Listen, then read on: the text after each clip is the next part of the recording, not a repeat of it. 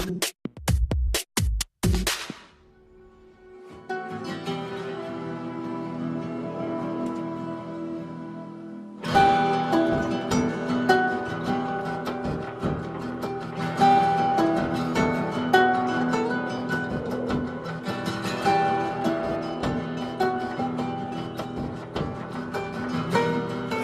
main characters for the trailer, Ellie and Joel, and also a little bit of the Infected.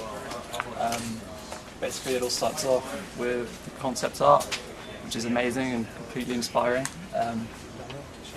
So I get given that, to chat to Neil a bit about the character's role in the story and the personality behind them. And really just kind of gather reference material and kind of do like a bit of studying beforehand, like look at all the different references, pants and shirts and anatomy. And then we just kind of start out with the sculpt. And once the sculpt is done, we move on to texturing. So this is the in-game model of Ellie. And there's a lot of, to get to this stage, there's a lot of back and forth. Everybody kind of chimes in and gives ideas for how to improve the character.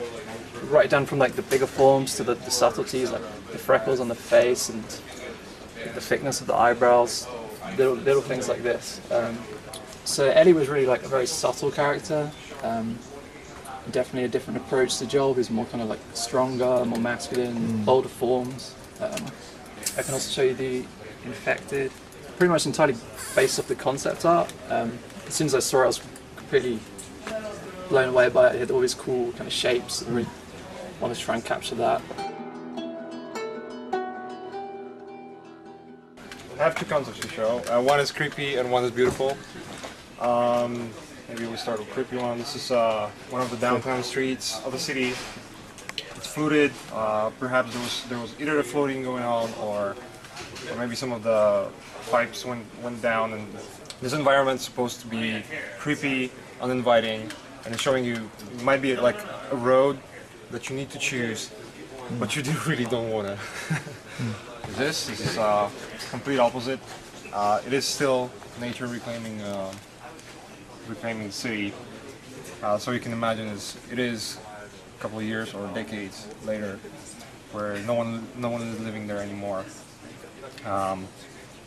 This is more inviting. This is more beautiful, and obviously it also tells you some kind of story.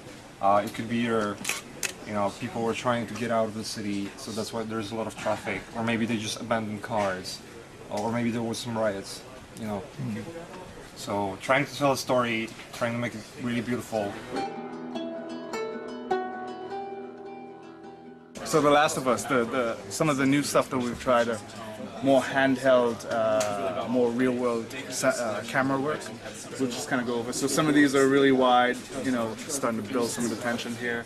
Slowly, it really starts from the close-up shot, let's say, of the bullets. So from here, you'll see a gradual increase in tension.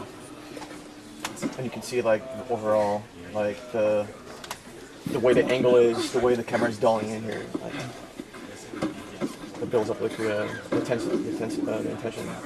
So we basically get a template like this, which is basically captured off of the mocap stage with our first initial pass of cameras, and then we kind of lay them over as references for the animators to work with.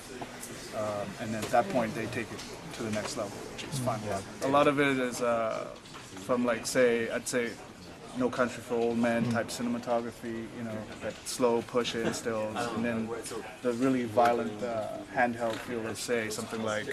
From 28 Days Later. 28 Days. Joel's not a hero.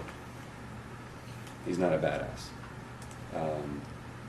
He's a guy that I think picked up a gun because he had to, but it's not like he's this two-gun wielding badass gonna kick down a door and go in guns blazing. He survives because that's what you do.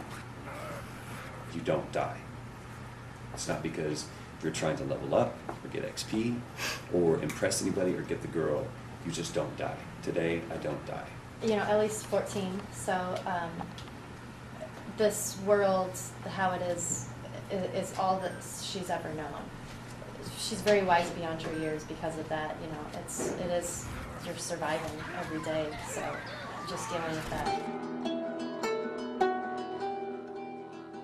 But I think that, you know, and Neil has been really good about drilling this into our heads, but you're exactly right. It is about the relationship to the characters. I think that people are primed for characters that they not only connect with on a visceral level, on a gameplay level, but that if something happens to them, it's going to affect them. It's not going to be because the game disappointed you, but it's that I want people to disagree with Joel. I want people to not like Joel at a moment, you know, because that means that they're connected. And if we can do that, I think that we've succeeded at something.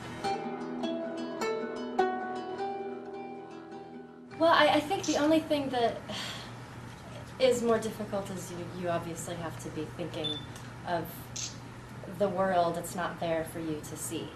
But other than that, I feel like it's the fact that you can be anything. You know, I could be a zombie. I can play a 14-year-old girl.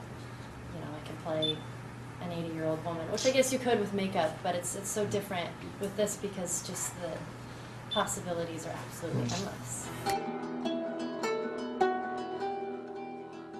I've done film, I've done TV, but doing video games specifically because the sky is truly the limit. We can do anything we want. And you have people like Neil that are more hungry about saying something as opposed to just entertaining. That interests me, and I want to be a part of that. And it's not that TV and film can't do that, it's just that it's not right now. And everybody is so porous, so open to what video games can present to them, not just on an entertainment level, but on, I think, a more cognitive and spiritual level.